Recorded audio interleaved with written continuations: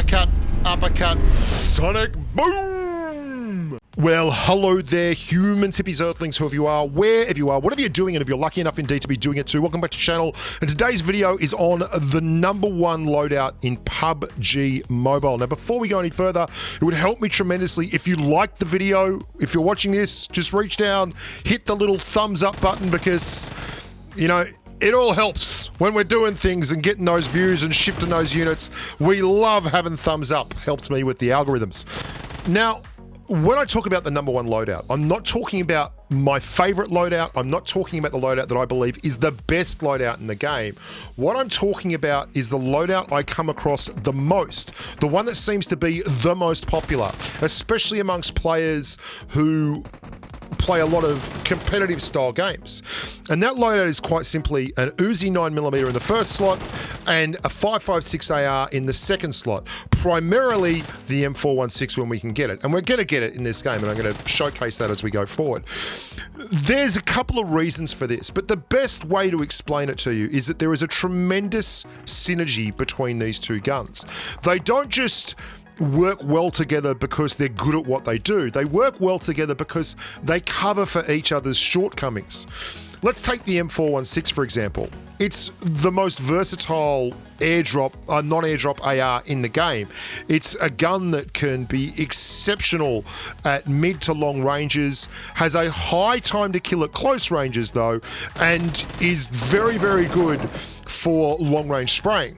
What it lacks is the upfront punch. The time to kill a level 2 vest with an M416 is very, very disappointing. It's 0.380. To give you some kind of context for that, the Graza, a renowned airdrop AR that absolutely smashes out big molten nuggets of 7.62 damage, is a 0.237 time to kill AR. That means that it takes 0.237 seconds for it to kill you if all the shots hit you in the middle of the vest.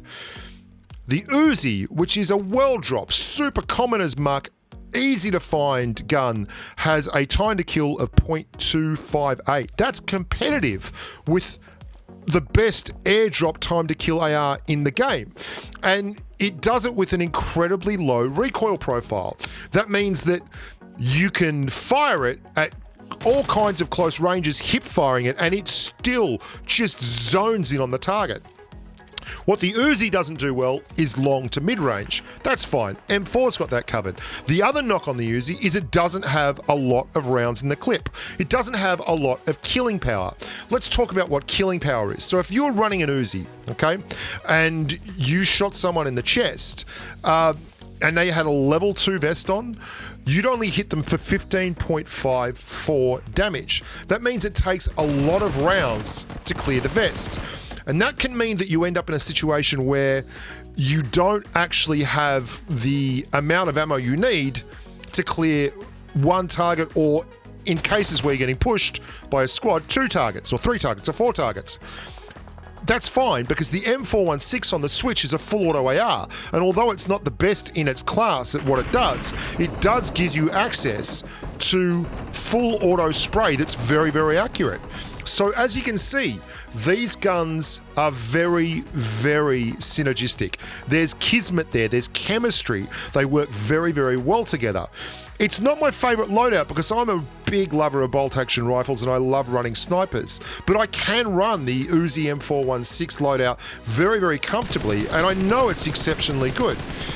The M4 for a long time has been making a mockery of the idea of DMRs and bolt actions as a necessity because its ability to hit targets is exceptional. Why? Well, it's got a really good recoil profile, which is very much helped along by its ability to mount both a lower rail attachment like a light grip or a vertical foregrip or a half grip or an angle grip or, you know, even a thumb grip, and in addition, a compensator on the nose, and then you've got your tack stock. And that all adds up to a really stable weapons platform.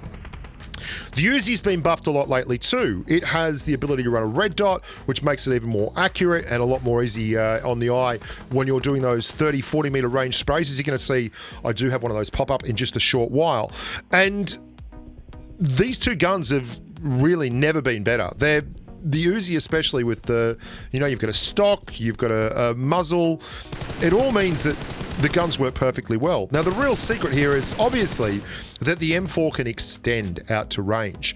It can really, and don't you love this third party? Like, I don't like to party, but when I do party, I make sure I third party, because this is what it's all about. You can put an M4 with a 4X or a 3X or a 6X even, and as long as you've done your homework on the sensitivity settings and you're perfectly set up and you've got all your gear and you know how to control recoil, well, boom, boom, boom. Let's go back to my room where you can just shuffle along and spray the crap out of people. Is it as good as, say, an AWM at range? Of course not. Like, you're not going to one-shot everything. But what it gives you, both these things combined, is a loadout that is greater than the sum of its parts. I mean, watch this M4. It's like a laser beam. It really is. For a gun to be able to do that without being in a crate drop, is really crazy. And I want to talk a little bit more about the shell velocity. The shell velocity is what makes the M4 tick. It's what makes its socks roll up and down.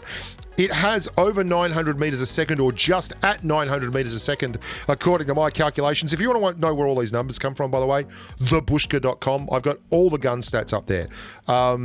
Rate of fire, time to kill a level 2 vest, bullet speed measured in meters a second, damage on limb hits and stuff, all that kind of stuff, helmet damage, chest damage, it's all up there, right? The shell velocity means that it's very, very easy to lead targets at range with this gun. And the recoil, because it's a lighter shell than a 7.62, is obviously lower.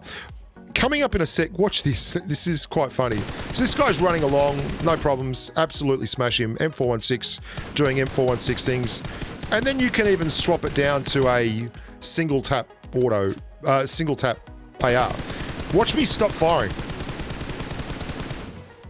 I'm like, oh, he should be dead. So I just stop firing. And it's like, you idiot. I don't know how many times I do this where I just stop firing, because in my mind, it comes from playing too much TDM. If you play a lot of TDM, you will find that you start trying to conserve ammunition. So you try and judge when they're dead, and it often doesn't work very, very well. So where was I? Yeah, the versatility. So the M4's versatility, because of the shell speed and the recoil profile, means that although it might be only do like 6/8 of the job, or you know, or 5/8 of the job of the AWM, it's capable of doing that. And then it can switch for full auto situations. And this makes it just a wonderful, wonderful loadout. And I mean, if I wanted to win more, I'd probably run this more. But I have a real affection these days for running really difficult and awkward loadouts. Like I've been running a lot of loadouts for another video I'm doing, which is the most underrated guns in PUBG Mobile, which will be popping very, very shortly, maybe this weekend on channel. Regardless, whatever the case may be, this, I find, is the #1 loadout amongst humans of all ages. I mean, the Uzi, it's just an absolute shred machine. And that's really important too if you don't have great ping. Watch this. What are they doing? There's two dudes out there, and they're just running around in the wheat fields, just crouched over. I don't know what people are doing. Oh, whoops, missed it. The ping thing's important, because if you've got low ping, if you've got high ping and you need to clear a target quickly before they catch up, then the Uzi is perfect for this. Also, the SMG doesn't have a movement penalty. The SMG gets the benefit of that. It doesn't penalize your movement at all. ARs is a slight movement penalty. LMGs is a big movement penalty. And DMRs and sniper rifles slows you down an awful lot. I hope this video has been useful for you. Again, if you're not running this loadout or you haven't tried it before, you should give it a run. I mean, this is old news, but I really wanted to go through this and talk about why it works, because I'd never sat down and really gone through it. It makes a lot of sense when you think about it, and the positives and negatives, they just balance up perfectly so that you end up with something that 2 + 2 = 10 instead of 2 + 2 = 4, which I think is a lovely thing and part of the nuance of the game itself. If you could leave a like, if you could share the video, if you could subscribe, if you could tell your friends to come and watch the big bald Aussie go round, that'd be bloody lovely. Anyway, as always, look after yourself, stay safe in the battlefield, be nice to your mum or your significant other or just people in general, and I'll catch you next time.